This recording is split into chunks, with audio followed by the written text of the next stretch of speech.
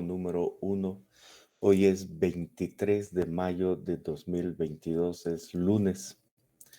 El día de hoy vamos a tener nuestra segunda clase de resistencia al corte. Como siempre hacemos, un resumen de lo que ya hemos aprendido, oportunidad para cerrar ese tema, hacer preguntas y luego nueva información. Entonces vayamos de esa manera. Ya pueden ver en la pantalla, dice capítulo 6, resistencia al corte.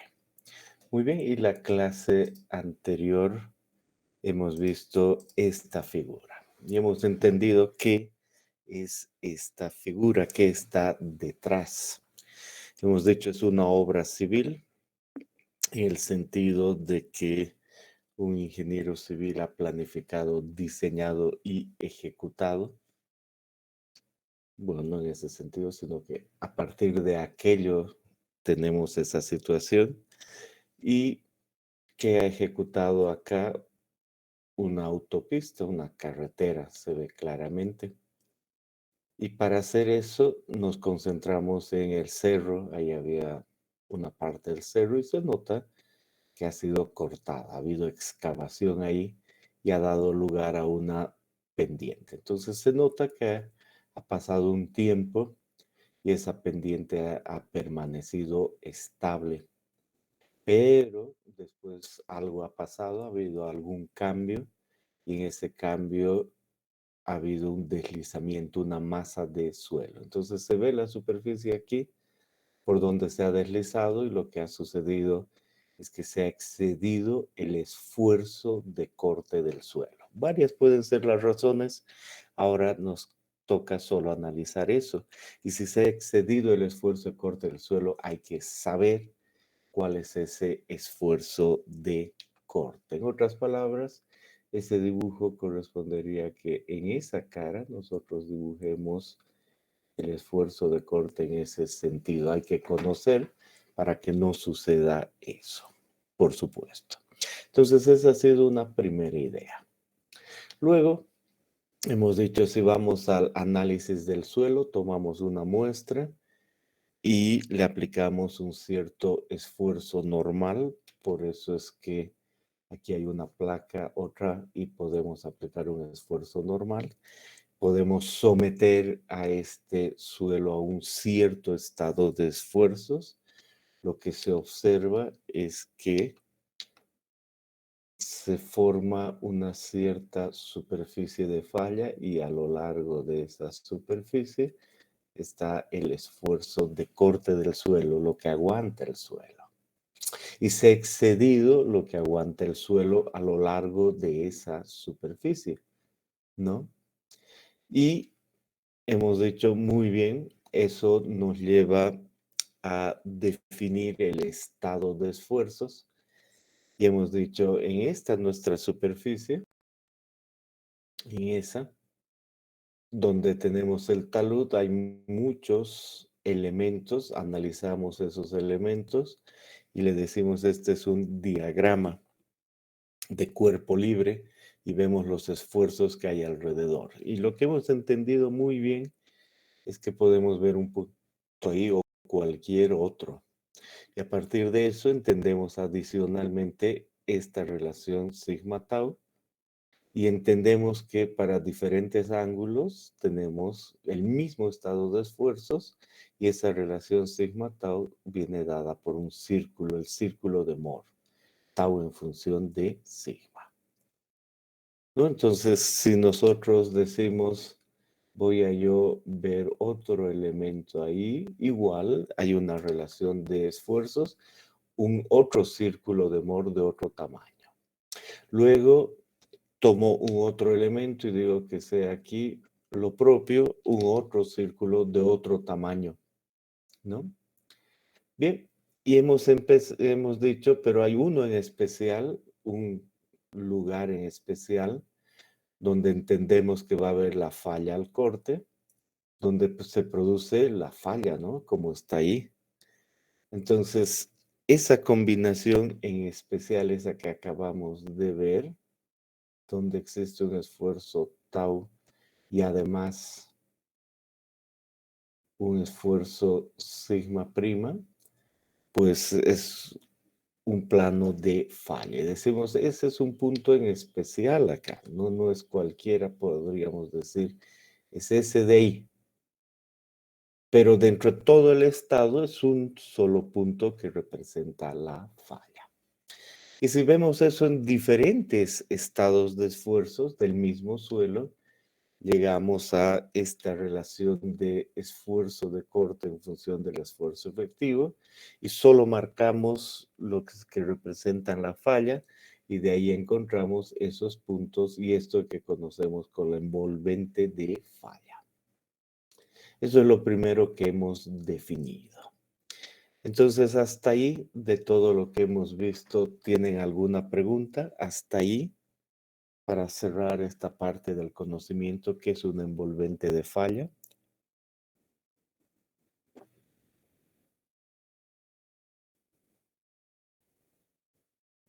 Bien. Y luego hemos dicho, ese envolvente de falla depende de las condiciones de drenaje de los esfuerzos previos. Hemos dicho, ¿qué representa condiciones de drenaje? El aplicar una carga y que salga más fácilmente o más difícilmente el agua. Así hemos visto que, por ejemplo, en una arcilla a corto plazo, se tiene la idea de que el agua no sale fácilmente, entonces estamos hablando de condiciones no drenadas y que solo sale en mucho tiempo y llega a condiciones drenadas. Entonces decimos, unas cosas son las condiciones no drenadas y otras las drenadas en un mismo suelo como la arcilla. Y adicionalmente decimos, en una arena se aplica la carga y drena rápidamente, entonces directamente se llega a condiciones drenadas. En una arcilla, pues se tiene condiciones drenadas a corto y en una arena a corto y largo plazo. En una arcilla se tiene condiciones no drenadas a corto plazo y drenadas a largo plazo. Esa es básicamente la idea. Entonces hemos dicho, entendido que es drenado y no drenado,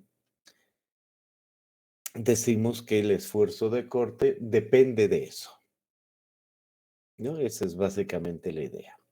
Y luego hemos dicho, veamos las condiciones de esfuerzos previos que también influyen.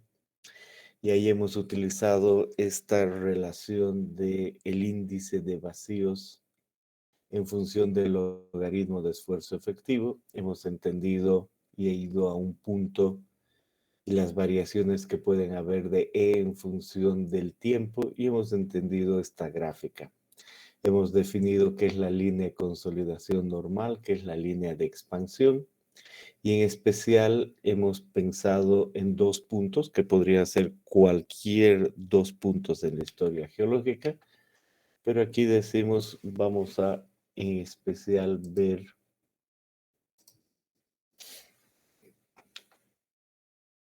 este punto y este otro. Entonces, ese está sobre la línea de consolidación normal. El esfuerzo que existe en ese momento es el máximo de su historia geológica y definimos ese como sigma prima C en ese punto.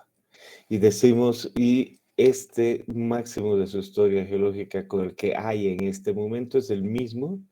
Por lo tanto, definimos una razón de sobreconsolidación como sigma prima C sobre sigma prima cero y decimos va a ser 1 en ese punto y sobre esta línea de consolidación normal, ese esfuerzo es, o perdón, esa relación siempre es 1. Y luego descargamos y al descargar llegamos a un otro valor. Ahora sí cambia porque el máximo de su historia geológica no disminuye, es el mismo, pero el actual es otro. Y ahí en esta línea de expansión entendemos que el OCR va a ser mayor que 2. Así hemos definido lo que es el suelo que está en esta condición como normalmente consolidado y el que está en esta otra condición como sobreconsolidado. Y hemos dicho que esto influye sobre la resistencia porque en un mismo esfuerzo hay diferentes índices de vacíos y eso influye obviamente sobre la resistencia. Esa es la idea de condición de esfuerzos previos. Bien, entonces igual han leído, han repasado, escuchan ahora otra vez y quizá tienen alguna pregunta. Entonces este es muy, muy buen momento para hacer cualquier pregunta.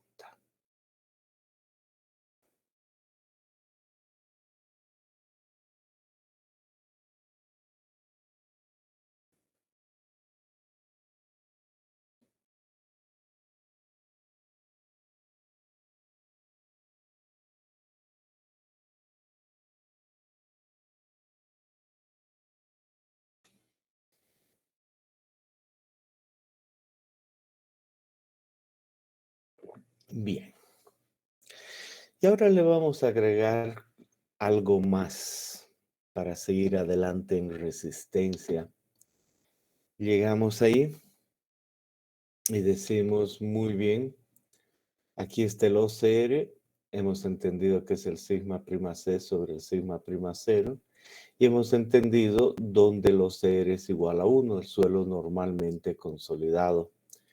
Y decimos en esta curva que aquí está definida como una línea morada, siempre se va a dar esa condición. Si estamos en este punto inicial o a continuación o en este otro o en ese o en ese o en ese, siempre el OCR va a ser igual a 1. Por lo tanto, acabamos de decirlo, en ese caso el suelo está normalmente consolidado. Y no importa de dónde puede haber una disminución de carga, esa es básicamente la idea, y en esa disminución de carga es que llegamos a algún otro esfuerzo. Aquí voy a poner que llegamos al mismo. Entonces descargamos ahí y llegamos a ese valor. Entonces el índice de vacíos es otro. Con relación a este primero ha aumentado, pero con relación al anterior con ese mismo esfuerzo ha disminuido. Luego se carga más y se llega a este otro punto, se descarga hasta el mismo esfuerzo y llegamos a un otro valor de esfuerzo el mismo y otro índice de vacíos y lo mismo para el tercer caso. ¿Qué notamos? Que esta línea de expansión es paralela. Es la misma línea de expansión, primera idea. Segunda idea, que el sigma prima C en cada caso varía. En este caso es este, luego es ese otro valor y luego ese es mayor y se llega aquí. Entonces, al hacer la diferencia, sigma prima C entre sigma prima cero, el OCR va a ser mayor que 1, obviamente. Y ahí tenemos suelo sobreconsolidado. Entonces podríamos decir aquí el OCR entre estos es 1,5, entre estos es 3, y luego aquí es 6, por decir cualquier cosa, ¿no? Entonces decimos bien, todos esos son suelos sobreconsolidados. Pero aquí hacemos una pequeña diferencia. Decimos en la literatura, encontramos que el OCR entre 1 y 2 más bien representa un suelo ligeramente sobreconsolidado. Y en un OCR mayor a 2 representa un suelo verdaderamente sobreconsolidado, ¿no? Entonces, suelo ligeramente consolidado OCR entre 1 y 2. Y sobreconsolidado OCR mayor que 2. Y de esa manera es que en algunos libros, y en nuestro texto aparece así, este suelo lo conocemos como tipo 1 porque tiene un comportamiento en cuanto a resistencia y esto es un suelo tipo 2, ¿no? Es casi la idea de normalmente consolidado y sobreconsolidado, pero ahí hay un rango de ligeramente sobreconsolidado que actúa como suelo tipo normalmente consolidado. Entonces eso le agregamos. Muy bien. O quizá alguna pregunta hasta acá.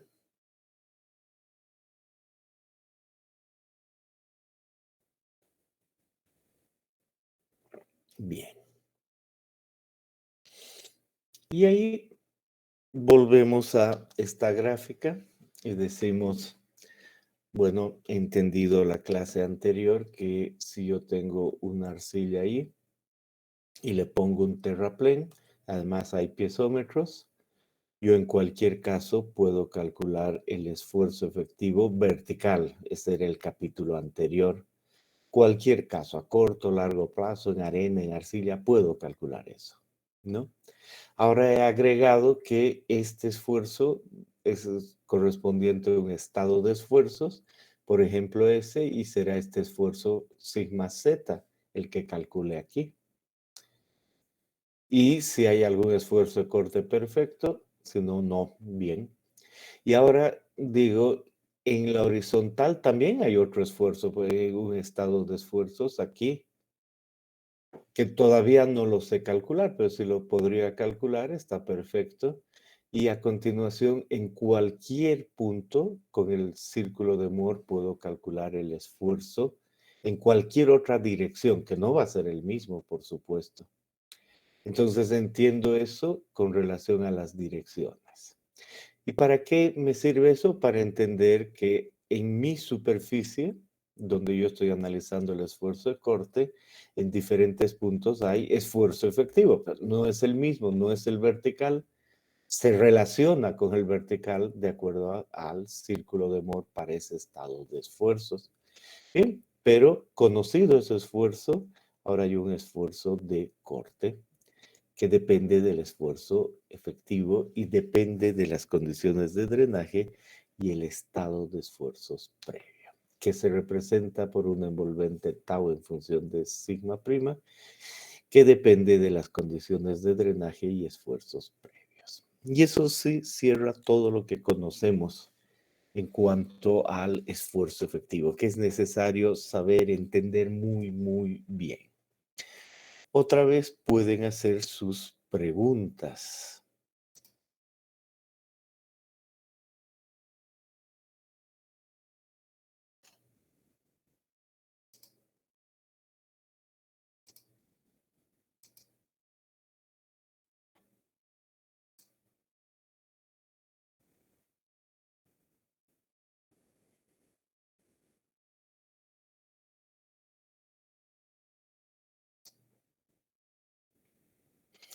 Bien. Entonces el día de hoy queremos ver algo más. El día de hoy queremos ver la respuesta de los suelos a esfuerzos de corte. Y queremos empezar con la condición drenada, porque hemos dicho que habrá el caso de condición drenada y condición no drenada. Empezamos con la condición que decimos es la condición drenada. Punto 1. Y tomamos un suelo y decimos nuestro suelo va a ser este, un elemento cuadrado y tiene una altura inicial h0. Y a este suelo nosotros le aplicamos un esfuerzo normal. Aquí está el esfuerzo normal, total, algún valor. Y dentro del suelo hay una presión de poros. Y decimos, perfecto, aplicamos ese esfuerzo que puede ser cualquier valor.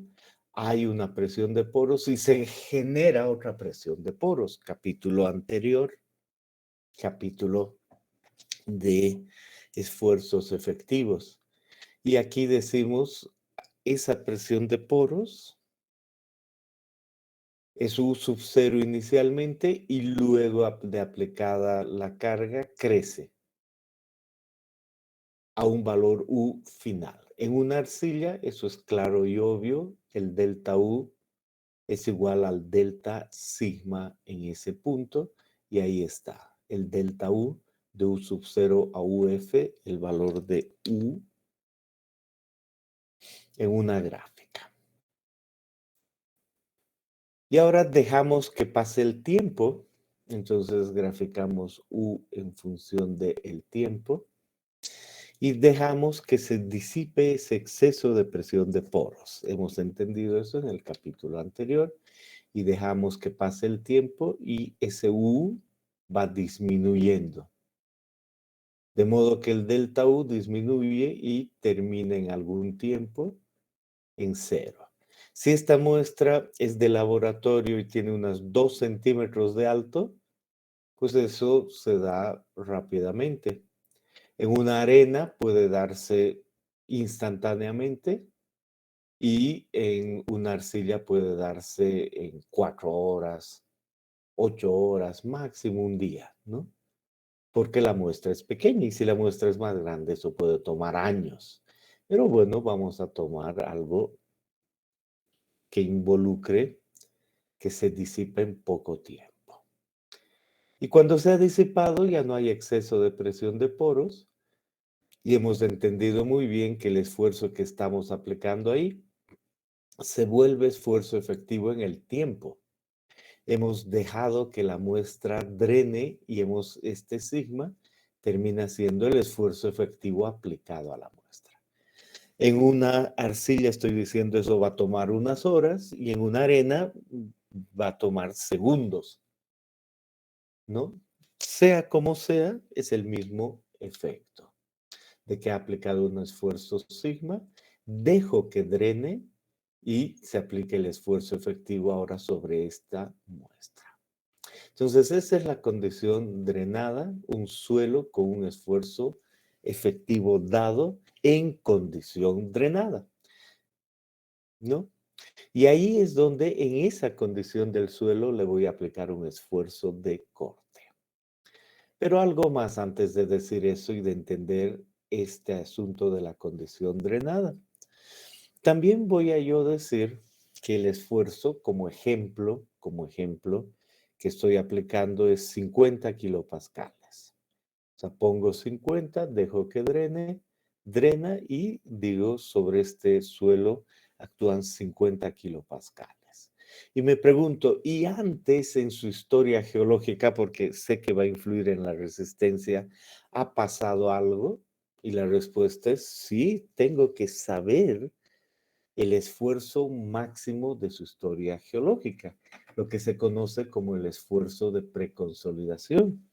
Entonces, si yo voy a aplicar un sigma prima de 50, tengo que saber cuánto era el sigma prima C y saber el OCR va a influir en la resistencia. Yo ya he aprendido eso y repasado hoy día.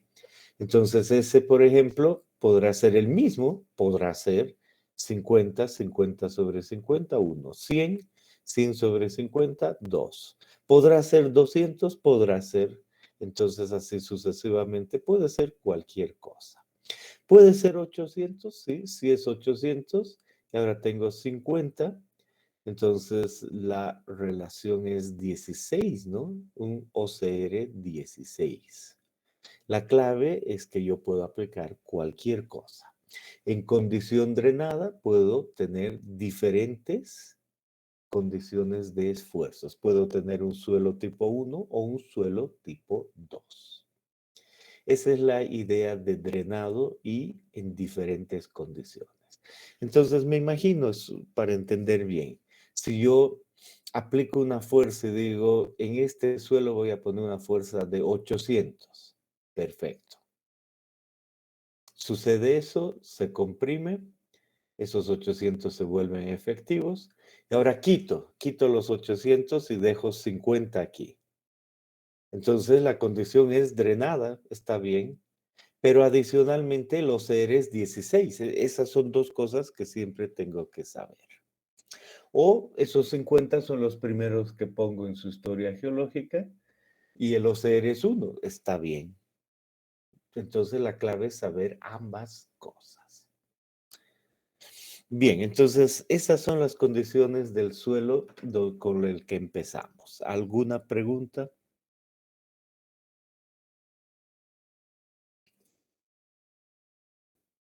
Bien.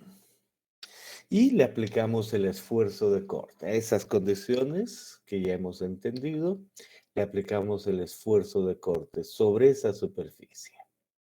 Y aquí está. Es un esfuerzo de corte, y ahí está la deformación que conozco. Un delta X y un ángulo, una distorsión angular. Y veo un primer caso, además se comprime un poco, me dice, ese es el comportamiento. está bien.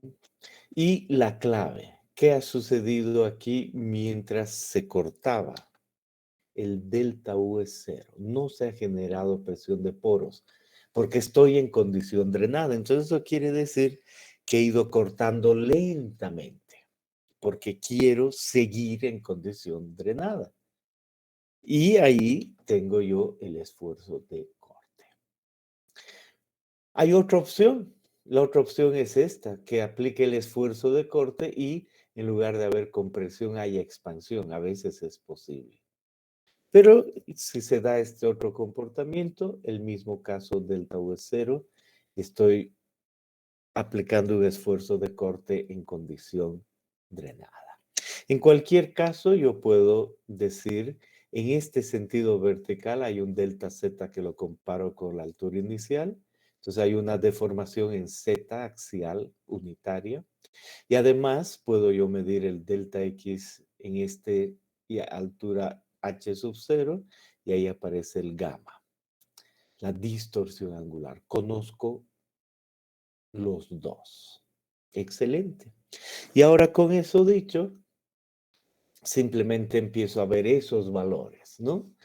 El esfuerzo ahí y este esfuerzo de corte parece esfuerzo normal y empiezo a ver y digo, tengo yo un suelo tipo 1, aquí está el suelo tipo 1. ¿Se acuerdan que era suelo tipo 1? OCR igual a 1, OCR igual a 2 y OCR menor a 2 en esencia. El suelo normalmente consolidado y el suelo ligeramente sobreconsolidado. Y empiezo a medir qué sucede con ese tau en función de la deformación, ¿no? Aquí está tau en función de la deformación y empieza con un valor de 0 y luego va cambiando. Entonces yo podría decir, conozco esos valores y podría decir, empieza en 0 y luego empieza a medir otros valores y después el valor de tau se hace constante y llegamos a la falla. Y cuando llegamos a la falla, decimos hemos llegado a un estado crítico. Ese es el comportamiento de un suelo tipo 1. Muy bien, está bien. Y por lo tanto, el esfuerzo de falla es el tau crítico. Como comportamiento estamos hablando, ¿no? Tau crítico. Bien, ahora cambio mi suelo y digo va a ser un suelo con OCR mayor que 2. En otras palabras, el esfuerzo que hay aquí es menor al máximo que ha existido en este suelo, OCR mayor que 2, y vuelvo a ver el valor de tau. Entonces, vuelvo a ver ese valor de tau y digo, va a cambiar la situación. Y digo, ahora el esfuerzo tiene que ser mayor porque la densidad es mayor, eso he aprendido. Entonces, para una misma deformación, el esfuerzo es más grande. O sea, para eso, antes era menor, ahora es mayor, porque el mismo suelo ahora tiene un índice de vacíos mayor, el OCR es mayor. Y llega un momento en que llega un pico y a continuación el valor baja. Y muy interesantemente, en comportamiento llega al mismo valor crítico. Pero antes, aquí ha alcanzado un pico y ese es el que se considera en la falla, un valor de tau en el pico. Y ese es el comportamiento del suelo tipo 2. Ahí está, hay una diferencia entre el suelo tipo 1 y el suelo tipo 2. La falla es diferente. El esfuerzo de corte en el suelo tipo 2 es mayor. Si bien se termina en un mismo crítico, pero la falla se considera en el suelo tipo 2 aquí y en el suelo tipo 1 acá, valores menores. Eso es lo que decíamos que influye. Y ahora entendemos más puntos. Pueden hacer sus preguntas.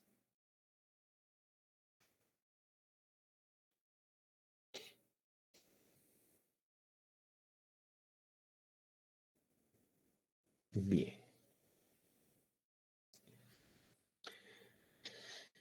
Y ahora vemos algo más, vemos la deformación.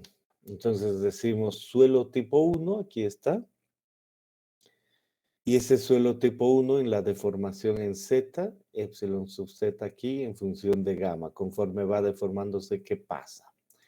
Y me dice en un suelo tipo 1, ahí está en un suelo tipo 1, yo puedo ver que cada vez se comprime conforme va deformándose y aplicándose el esfuerzo de corte. Entonces puedo yo notar que esta compresión es para un suelo tipo 1. En el otro caso, cuando el suelo es tipo 2, ¿qué es lo que puedo observar? Puedo observar que primero se comprime un poco, pero luego se expande. Ahí puedo ver los puntos de expansión, un suelo tipo 2. Entonces digo, este comportamiento de expansión es de un suelo tipo 2. Bien, perfecto. Entonces ya voy entendiendo más aspectos. Picos, suelo tipo 1, suelo tipo 2, deformaciones. Y si expreso esto mismo en función del índice de vacíos, pues lo propio, yo entiendo que estoy viendo el esfuerzo de corte, esa deformación, y mientras eso sucede, en el suelo que considero tipo 1 hay un índice de vacíos, ¿no? Hay un índice de vacíos en este suelo tipo 1 y digo, ese es el índice de vacíos. Y como hay compresión, el índice de vacíos va bajando hasta un valor que es el final y es el E crítico. Y en el suelo tipo 2 hay una variación. En el suelo tipo 2 puedo yo decir que empiezo con un índice de vacíos mayor, por eso me pasó toda la clase anterior para entender bien y ahora repetido con un otro índice de vacíos menor ahí y luego disminuye un poquito y después vuelve a subir el índice de vacíos. Hay expansión y termina en el mismo valor E crítico. Esa es básicamente la idea.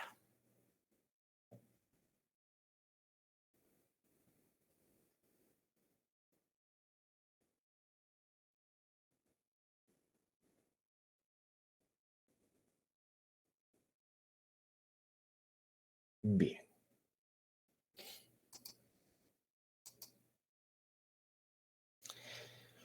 Entonces nos ha quedado claro cómo se comporta el suelo en una condición drenada con diferentes estados de esfuerzos previos. Eso es la respuesta de los suelos a esfuerzos de corte en condición drenada. ¿Verdad que sí? Bien, ahora hagamos otra cosa. Ahora hagamos un cambio de esfuerzos aplicados. O sea, en otras palabras, me concentro en esta misma figura y digo, recuerdo que he puesto la carga sigma, he esperado a que sigma sea sigma prima, que se disipe el exceso de presión de poros y acabo de entender el comportamiento con ese esfuerzo. En un suelo tipo 1 hay compresión y en un suelo tipo 2 hay expansión y he notado el pico que hay en el esfuerzo de corte aquí y que se llega a un crítico acá. Eso es lo que acabo de aprender. Pero ahora estoy diciendo que voy a hacer un cambio de esfuerzos, voy a probar diferentes esfuerzos acá. Y ahí están mis esfuerzos, el sigma prima. Voy a probar con un 50, luego con un 100, luego con un 200, con un 400 y un 800. Antes dije, puedo poner esos, el comportamiento es para cualquiera, pero ahora le añado que voy a probar diferentes valores para cada sigma prima. Y además voy a probar diferentes valores de sigma prima c, muchos casos. Y voy a querer entender cómo se da el comportamiento del suelo. Eso es lo que estoy diciendo ahora. Varios sigma primas con varios sigma prima c. En otras palabras, voy a ver qué sucede cuando hay un incremento. Eso es, hacia eso voy ahora. Cuando hay un incremento del esfuerzo efectivo normal. Pero ese incremento está muy relacionado con el OCR, ¿no? Entonces voy a probar eso, que es lo que sucede. Y empiezo y digo, voy a probar el primer caso que involucre el esfuerzo efectivo igual a 50. Y además voy a probar, pero antes quería mencionar otra cosita.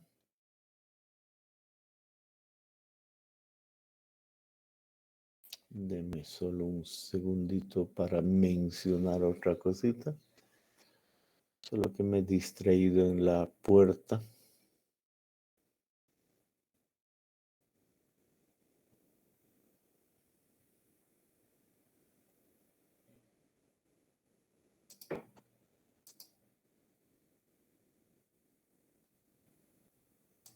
Bien, ahora sí.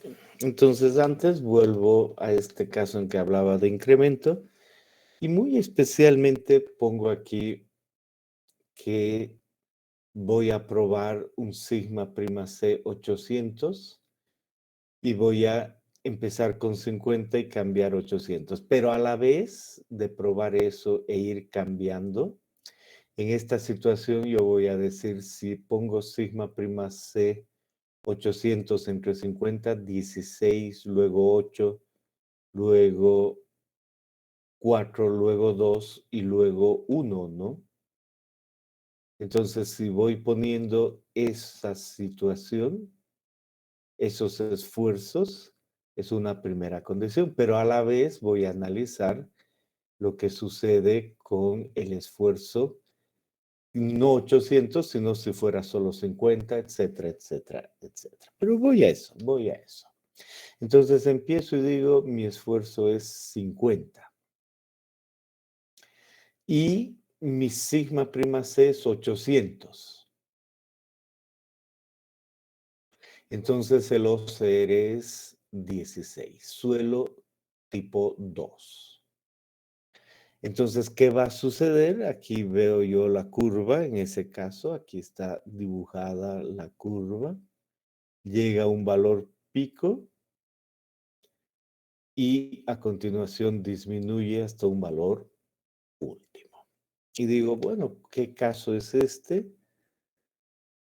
Simplemente digo, el valor de sigma prima es 50 kilopascales y observo un valor pico, porque mi suelo está sobreconsolidado. Y ahora digo, pero ¿qué pasaría si el suelo no estuviese sobreconsolidado? ¿Qué pasaría si el suelo estuviese normalmente consolidado? ¿Qué pasaría si el sigma prima C no fuese 800, sino fuese 50? Entonces 50 entre 50 o CR1 ya no tendría un pico.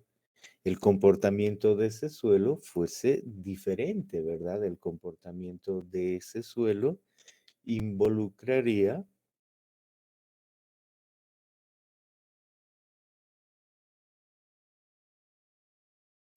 ese y ahí tuviese, ¿no? Se nota la línea.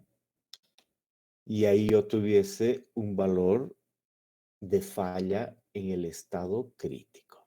Hay uno y ahí otro para sigma prima 50. Vamos a poner aquí otro color.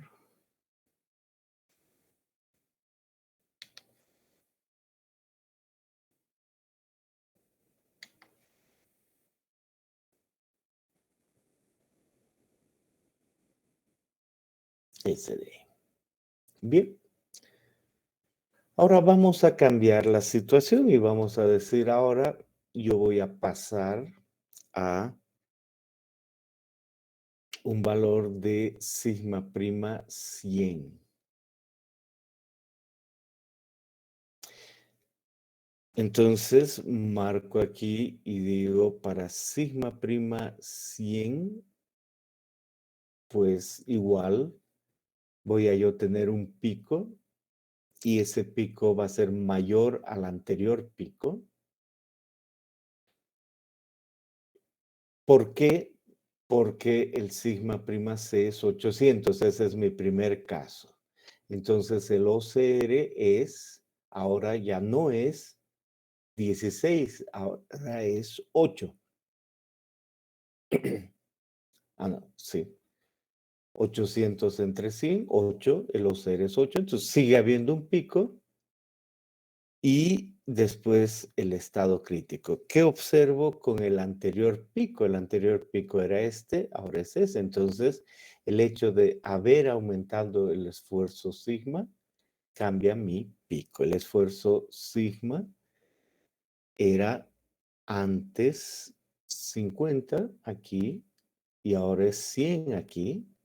Entonces ha habido un cambio en el valor pico, ¿no? Se nota claramente. De aquí ha aumentado. Y si ahora me fijo en el crítico, es fácil de ver lo que ha sucedido.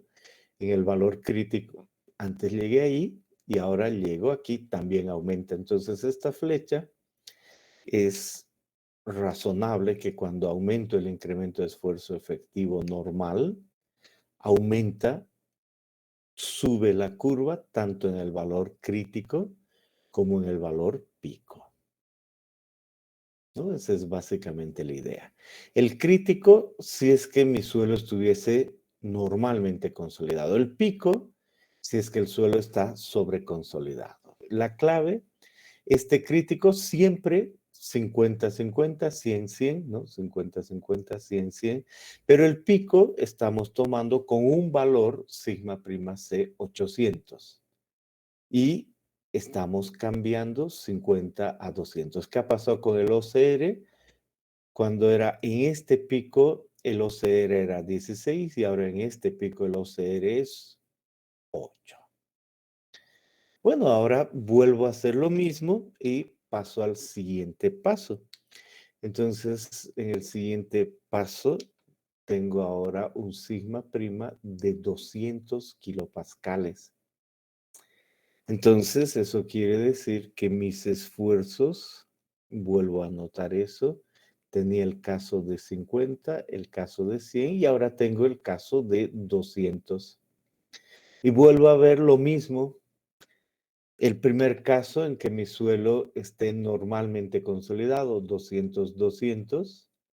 Entonces veo ahí la curva, es esa de ahí y llego a ese punto. Entonces es fácil de visualizar que el valor crítico ahora es otro si el suelo estuviese normalmente consolidado. Ha habido un aumento del anterior a ese y al que estoy analizando ahora. Y en cuanto al pico, es por supuesto lo mismo. En cuanto al valor pico, yo puedo decir que antes estaba aquí, luego acá y luego acá. Y el OCR ha ido aumentando, disminuyendo.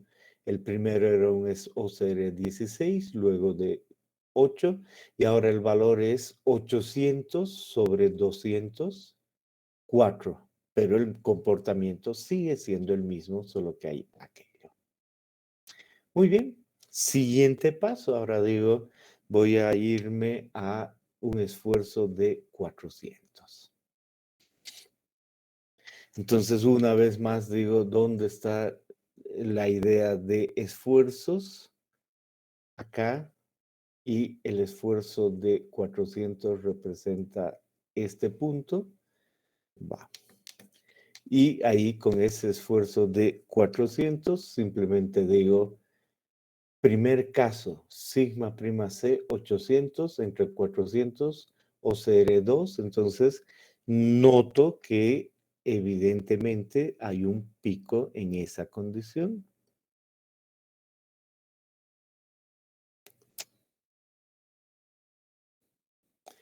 Y ahí aparece el pico y también ese va al valor crítico después de cierta deformación, igual que en los otros casos, y el valor crítico aparece aquí.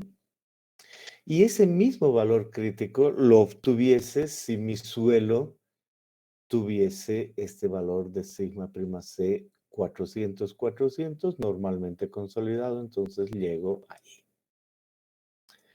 Bien, y por último, ahora llego al 800. Este es el 800 y este es el mismo que este. Entonces, solo el hecho de haber ido incrementando mi esfuerzo con un sigma prima C constante, ha ido cambiando el OCR y ahora llegó el momento en que el OCR es 1. Entonces voy ahora a anotar en función del OCR este primer caso que yo ya he visto era para un OCR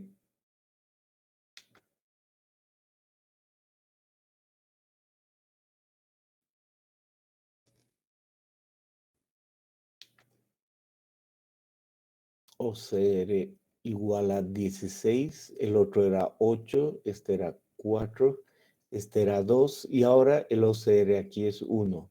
Ese es el OCR, ya no el sigma, pero relacionado con el sigma. ¿Y qué observo? Que el suelo ya no tiene que tener ningún pico. ¿Por qué no tiene que tener ningún pico? Porque se ha vuelto normalmente consolidado. El mismo suelo al incrementarle el esfuerzo de 50 a 800 cambia de situación. Consecuencia, si estamos hablando del comportamiento de ese suelo, lo tenemos que marcar aquí y decimos va incrementándose y es mayor a todos los anteriores porque el esfuerzo ahora es mayor, pero finalmente el que puedo considerar pico con el crítico es el mismo, ¿no? Eso entiendo. Entonces el comportamiento ya es de un tipo 1. ¿Por qué? Porque el sigma prima C de normalmente consolidado es el mismo para este caso, entonces ha ido variando. Entonces, una vez más, utilizo esta gráfica para resumir todo lo que he visto. He ido paso a paso, pero ahora hacemos el resumen. Digo, si mi suelo es tipo 2 y estoy yo teniendo un valor sigma prima C 800 y voy cambiando los esfuerzos 50, 100, 200, 400, 800, voy a hacer que el suelo vaya pasando de sobreconsolidado a normalmente consolidado. Entonces voy viendo un pico, otro pico, un pico menor y nada de pico por la situación. Esa es básicamente la idea. Pero ese pico y porque el último es normalmente consolidado, entiendo por esta razón. Y ese pico va aumentando. Y por otro lado, si mi suelo siempre estuviese normalmente consolidado, entonces siempre tuviese una curva sin pico con estos valores últimos. Esa es la idea con relación al comportamiento del suelo cuando hay un incremento de esfuerzo vertical efectivo. Pueden hacer sus preguntas.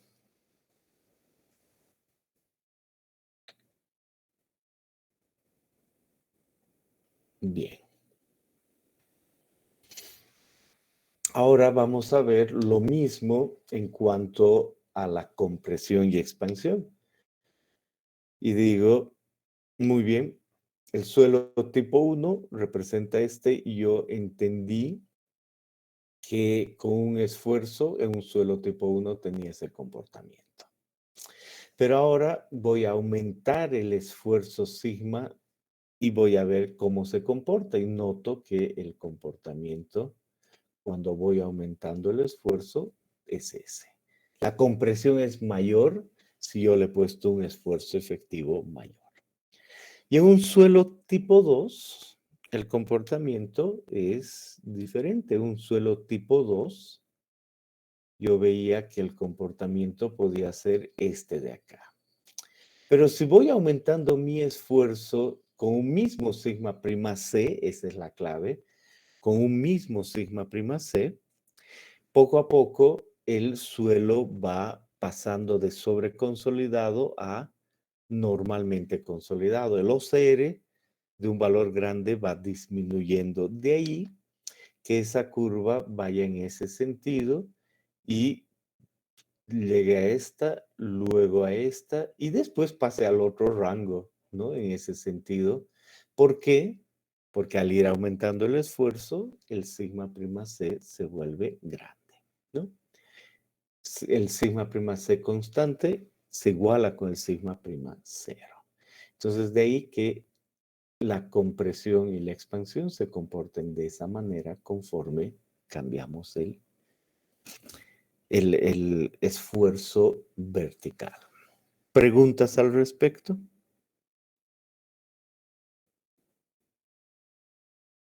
Muy bien. Y luego tenemos que ver lo mismo con el índice de vacíos. Entonces, si el suelo está normalmente consolidado, entonces tenemos esta situación. Normalmente consolidado. Y conforme llega a un E crítico en un sigma. Y luego, cuando aumento el valor de esfuerzo efectivo actuando, llega a un valor E crítico menor, mayor esfuerzo, sucede eso. Y ahora, ¿qué sucede si es que el suelo es tipo 2? Entonces el índice de vacíos es mayor. Y digo, muy bien, en estos casos se tiene el comportamiento y se va a llegar al mismo crítico asociado con cada valor de acá. Entonces, cuando incrementamos esfuerzo, estamos pensando en que va de un índice de vacíos mayor hacia un menor crítico y las curvas tienden a llegar así, primero una compresión, luego una expansión. Y esa es la relación. Bien, entonces con eso dicho, volvemos a esta gráfica de tau en función de gamma y recordamos lo que involucra esto. Y ahora nos concentramos en los últimos puntos y decimos, conforme yo he visto los esfuerzos, he visto uno ahí, luego otro ahí, otro ahí, otro ahí y otro ahí. Y para cada punto he podido yo hallar aquí un valor de tau crítico y una cierta deformación. Y cada uno representa un esfuerzo. Y ahora quiero poner juntos esos esfuerzos críticos para un suelo tipo 1.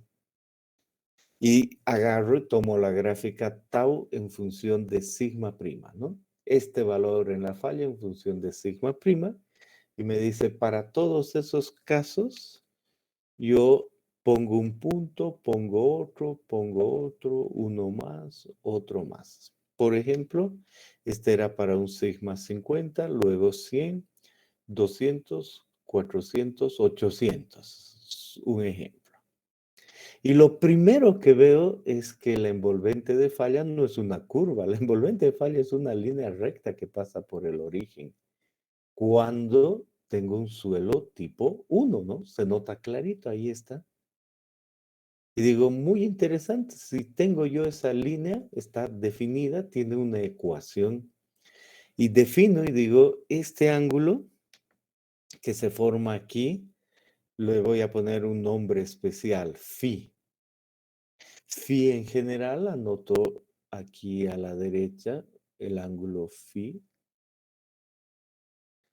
En general es el ángulo de fricción interna.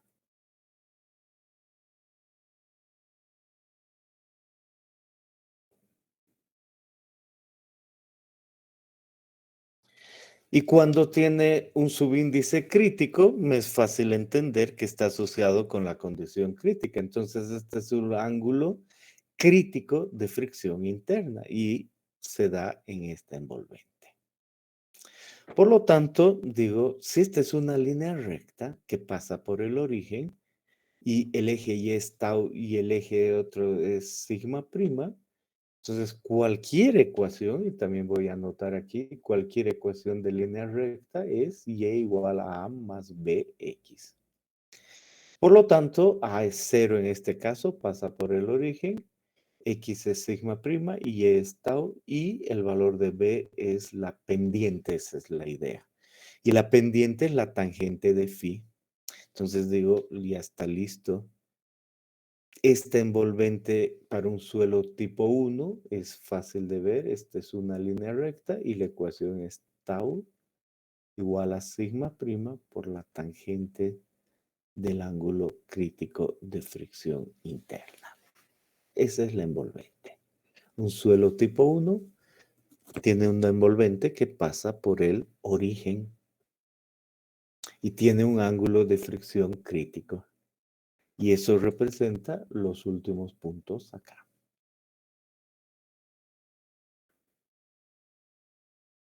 ¿Preguntas?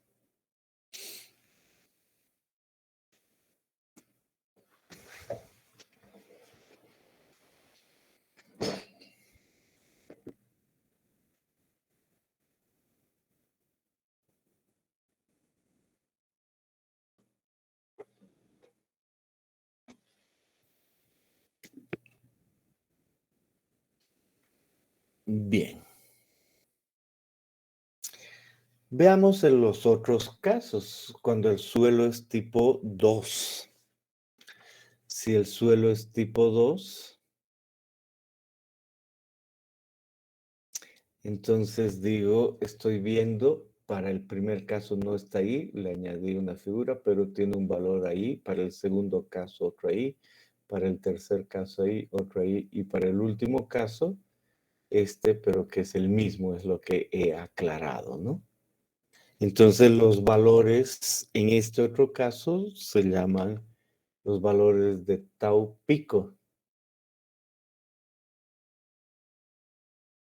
y representan evidentemente los valores de tau pico. El primero es diferente y mayor al crítico, el segundo también, el tercero también y así sucesivamente.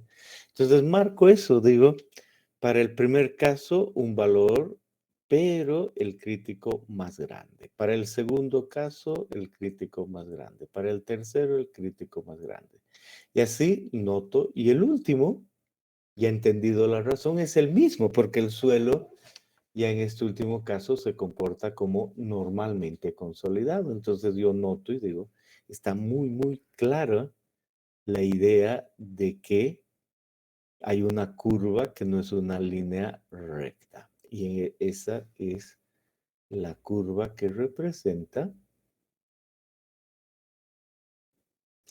la envolvente de falla. Pero después se va a comportar como normalmente consolidado. Se comporta ahí como normalmente consolidado.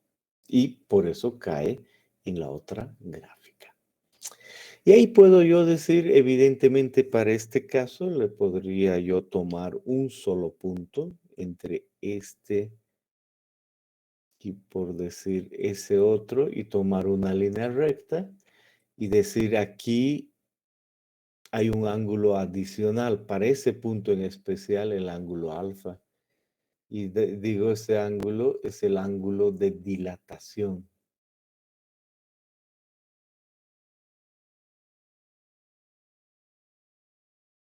Ángulo de dilatación.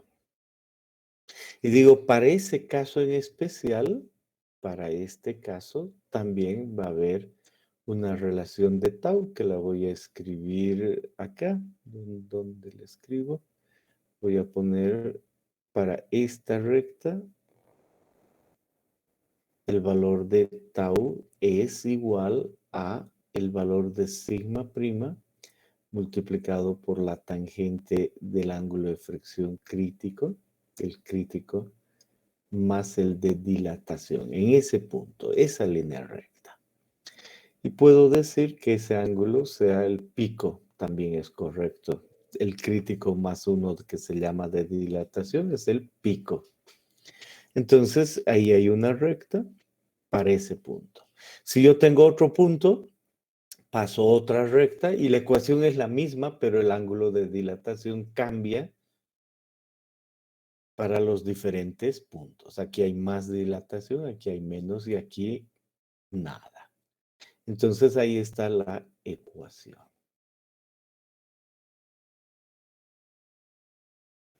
Bien. Y luego vuelvo un poquito a esto, algo que no me fijé, pero ahora le doy más importancia. Aquí, y digo, aquí yo vi que había un suelo tipo 2, el suelo tipo 1, pero muy especialmente suelos tipo 2, y entendió que son los suelos tipo 2 con relación al OCR, que podrían comportarse también con un pico, pero en lugar de llegar al crítico, llegar al que se conoce como residual. Esas son unas arcillas especiales que pueden comportarse de esa manera. Cuando el plano de corte es paralelo al plano asociado con, cuando el plano de cortes es paralelo a la agrupación, alineación de las partículas de arcilla. Ahora solo digamos que hay un caso especial de suelo tipo 2 en que se llega al residual. Bueno, si ese es el caso de que se llega al residual, pues nosotros decimos hay otra curva y ese residual tiene que ver con un valor un poco más bajo que el crítico en todos los casos, ¿no? Entonces eso va a representar para los mismos esfuerzos una curva de ese estilo, una línea recta. Y el ángulo residual, el que aparece ahí. Por lo tanto, es fácil de entender que en este caso el valor de tau es sigma prima por la tangente del valor que se conoce como residual, pero es la misma ecuación. En función tau igual a sigma tangente de un ángulo, y ese ángulo a veces es crítico, a veces es residual y a veces es pico. Muy bien, con esa definición y con esas envolventes de falla en condición drenada para diferentes estados de esfuerzo, ¿tienen alguna pregunta?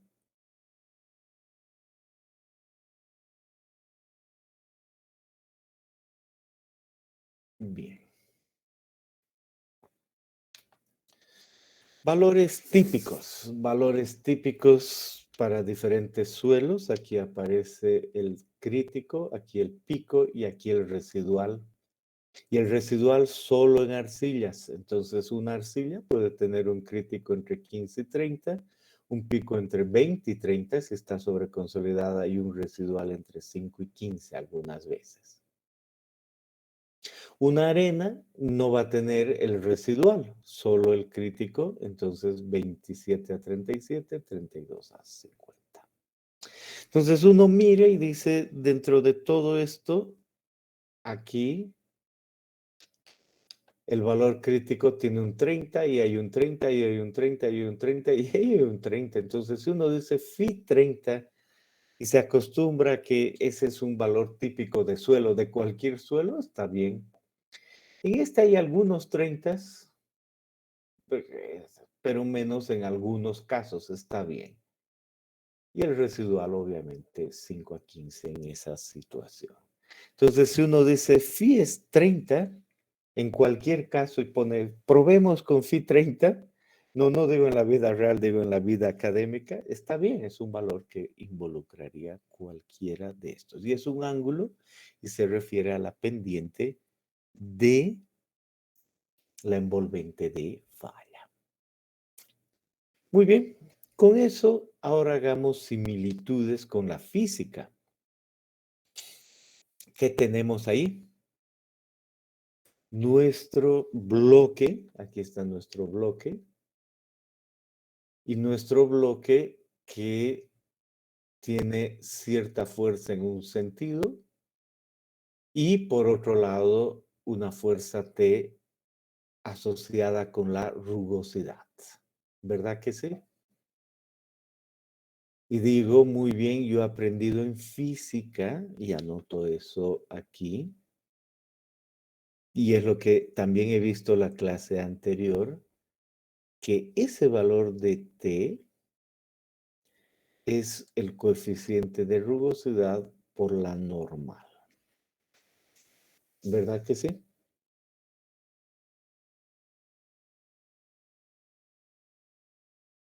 Bien.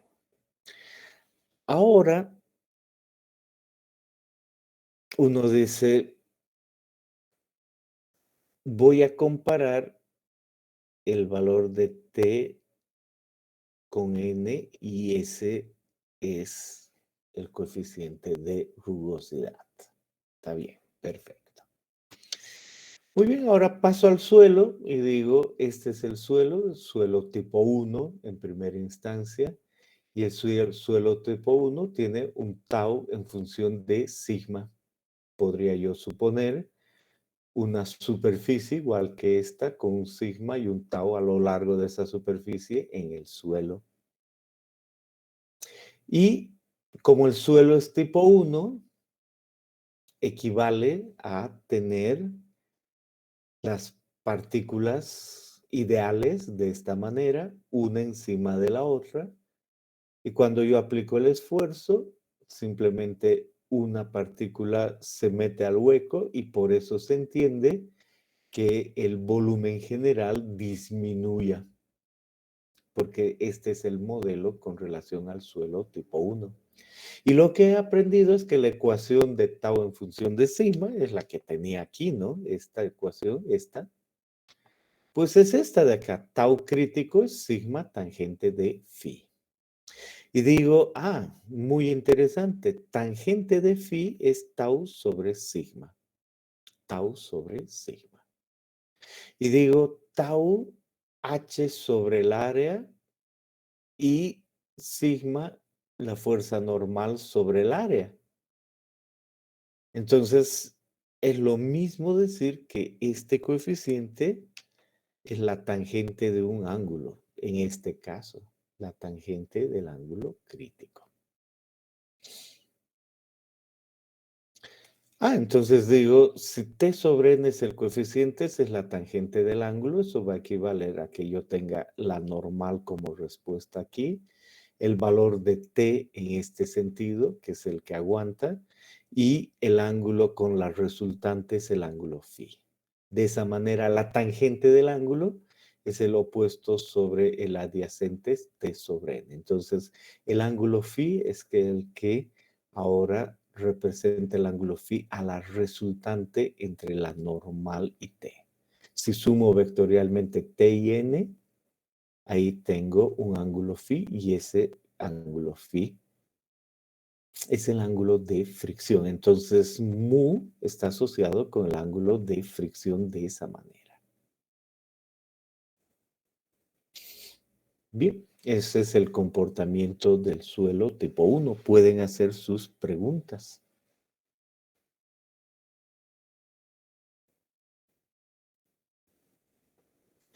Y en el comportamiento del suelo tipo 2, digo, igual aparece el tau igual a sigma por la tangente de phi más alfa. He entendido lo que eso representa en esta curva, agarrar y tomar un punto y ahí aparece un alfa 1, otro punto alfa 2, pero es esa ecuación, diferentes rectas cambiando el valor de alfa. ¿Y cómo se comporta ese suelo? Como esto de acá, esferas y unas unidas con otras, entonces el momento de aplicar el esfuerzo, primero se levanta la dilatación del suelo. ¿Y por qué se levanta? Por el arreglo que tiene. Entonces de ahí aparece el ángulo alfa y la expansión. Esa es la idea. ¿Y a qué equivale en esto? Equivale a tener el mismo bloque, la misma superficie, con el ángulo phi en esa superficie, pero además, un ángulo alfa de inclinación adicional. Esa es la dilatación. Ese es el modelo para suelos tipo 2, asociando con la ecuación de fricción de antes. Esa es básicamente la idea. Muy bien.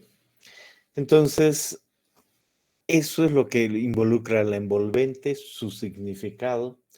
Solo hay que decir que en mecánica de suelos se hace una simplificación y tomamos este caso del suelo tipo 2. Estamos en el suelo tipo 2. Recuerdo que esta es la forma y después de un momento el comportamiento es realmente de normalmente consolidado, ¿no? Que corresponde a ese. Perfecto.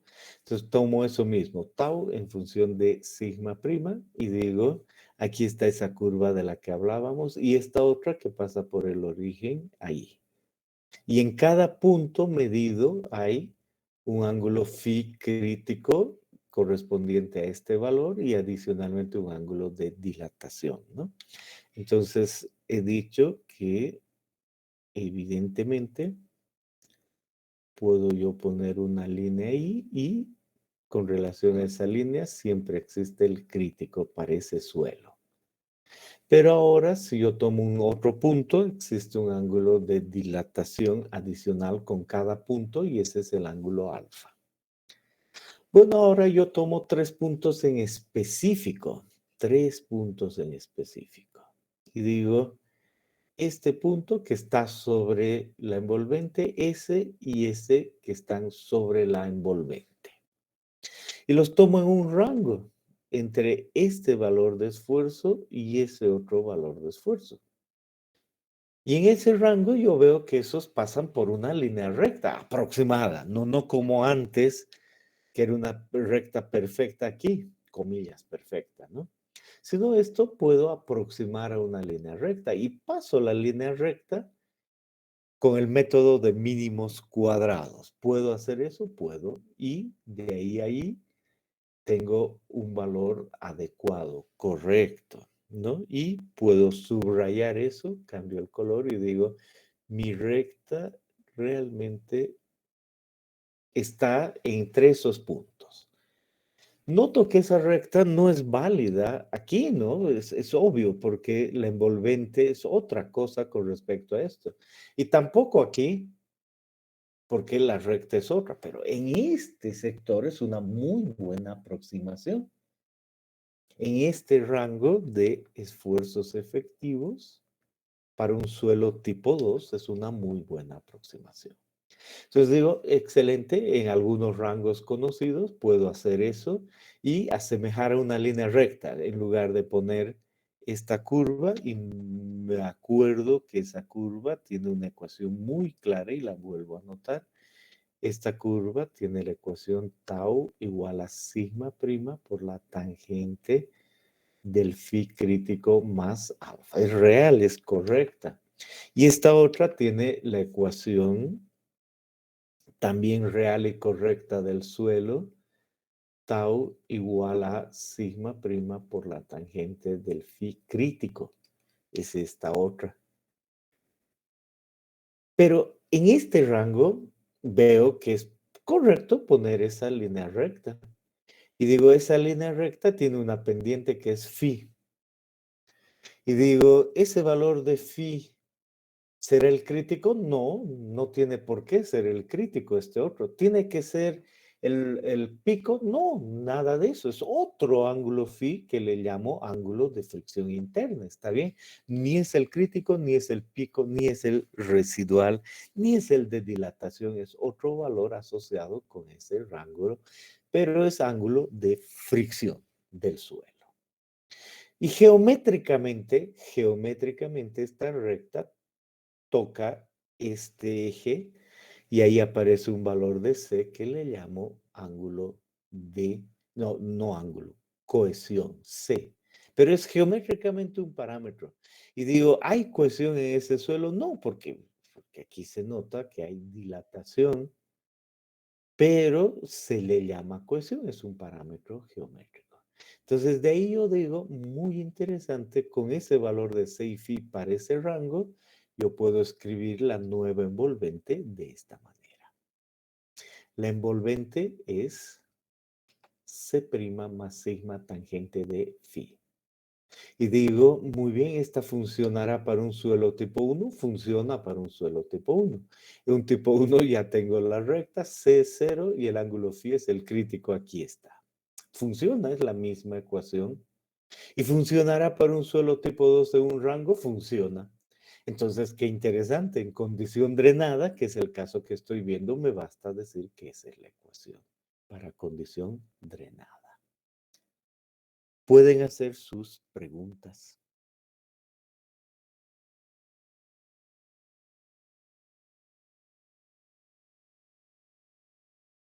Bien, entonces esta ecuación es un parámetro geométrico, nada más, fruto de pasar una línea recta que toca eso. Y ahí aparece el phi. Si hubiera verdadera cohesión, verdadera cementación, por eso dice cementados, tendríamos la misma relación anterior, esa, sigma tangente phi más alfa, pero le agregaríamos un valor que no es la cohesión, no es el C que hemos definido, asociado con la cementación. Entonces subiría el valor de tau por la cementación de esa manera, pero esta no es la cohesión, esa es la clave. Esta es otra cosa. Es entre estos puntos aparece un C y no es la cohesión que hay en un suelo cementado. Muy bien. Y todo eso para una condición drenada, ¿no? Eso es lo que hemos visto desde el principio. Y rápidamente decimos, ahora veamos el estado no drenado. Estado no drenado. Veamos tau. Y lo que se acostumbra en este estado es no ver el esfuerzo efectivo, sino ver el esfuerzo total. Aparece tau, aparece sigma. Y nosotros decimos, vamos a ver en la falla los esfuerzos totales. Algo ha sucedido y analizamos y decimos el sigma 1 en la falla es ese, el sigma 3 en la falla es ese, son esfuerzos principales. Por lo tanto, el estado de esfuerzos en la falla es ese círculo en condición no drenada, viendo solo esfuerzos totales. Vemos eso para diferentes casos. Un caso, otro, varios casos con sigma 1 y sigma 3. ¿Y qué aparece en este plano que no es sigma prima, es tau en función de sigma total, cuando la condición es no drenada? Aparece la falla de esa forma. Por lo tanto, miren, en este caso de condición no drenada, ahora yo puedo pasar una envolvente en este nuevo plano, no el mismo anterior. Puedo pasar una envolvente en la que toque todos esos círculos y el resultado es una línea horizontal. El resultado es una línea horizontal. Si la línea es horizontal, el valor phi es 0. Y el valor de tau es C. Entonces aquí tau, digo, es igual a C sub U. ¿Por qué el U? Especialmente de no drenado. Un valor de cohesión en estado no drenado. Entonces, en condición no drenada se expresa de esa manera. Pongamos eso junto. Tau en función de sigma prima, caso 1. Tau en función de sigma prima involucra en una condición drenada. Tau en función de sigma prima, condición drenada. Hemos dicho que en ese caso nuestro suelo podemos tener un rango y decimos que el rango, por decir algo, sea ese de ahí y en ese rango pasamos una línea, aparece C' y le damos un ángulo phi' y la ecuación es tau igual a C' más sigma prima tangente phi' y decimos esa es una condición drenada. Eso es lo que hemos aprendido toda la clase de hoy. Condición drenada. Y tendría que hallar C' y phi' para saber los valores de tau, pero esa es la envolvente. Ahora digo, ojo, porque he aprendido que en valores bajos ese valor no es pues la recta, es un rango definido. Y después va a pasar por el origen. Entonces, ojo con esos, el rango para C y phi. Y ahora acabo de añadirle muy rápidamente que si yo cambio los ejes, ya es otro eje, Y en estos ejes, ahora yo dibujo tau en función de sigma, el esfuerzo total, y la condición es no drenada. En ese caso, el suelo tiene una envolvente, pero es otro eje, ¿no? Esfuerzo total tiene una envolvente horizontal. Tau igual a Cu para condición no drenada, pero son dos planos. Ahora, realmente si yo no veo el esfuerzo total y digo condición no drenada y en condición no drenada calculo el esfuerzo efectivo, pues va a dar una envolvente que toque la efectiva, ¿no? La envolvente efectiva, aunque esté en condición no drenada. Pero normalmente se expresa en función de esfuerzos totales, entonces un sigma 1 y sigma 3 que tocan la envolvente de falla. Y esta otra efectiva, sigma 1, 3 y sigma 3' tocan la envolvente efectiva. Y ese es el resumen de la envolvente de falla, lo que está ahora en su pantalla. Pueden hacer sus preguntas.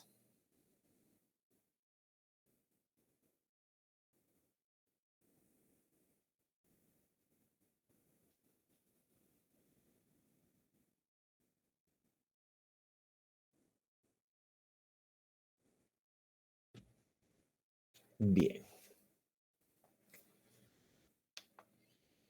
Entonces ahí concluye nuestra clase. Los veo el jueves. Tengan una buena semana.